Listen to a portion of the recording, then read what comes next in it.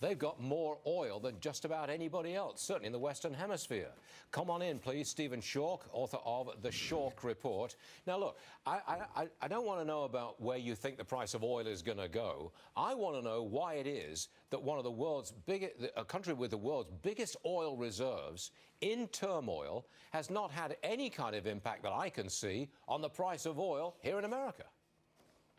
Well, absolutely, and this is just because the economy and the infrastructure of the Venezuelan oil industry is just absolutely decrepit right now. So the world has learned to move on beyond beyond Venezuelan oil. Now, the turmoil in Venezuela, Stuart, is actually great news for the United States because this means that Venezuelan exports of its most valuable commodity to the United States is about to soar. And I'm not talking about oil here.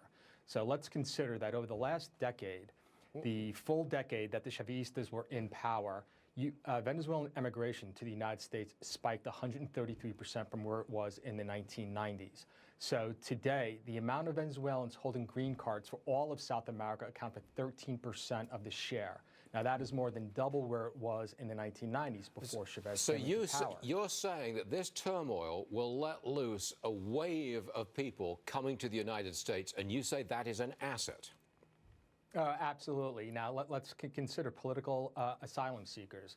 Today, right now, since 2010, Venezuela has provided more than half of the political asylum seekers coming out of South America. So to put that in perspective, Stuart, in 1998, the year before Chavez came to power, political asylum seekers coming out of Venezuela accounted for only 4% of the total South American share.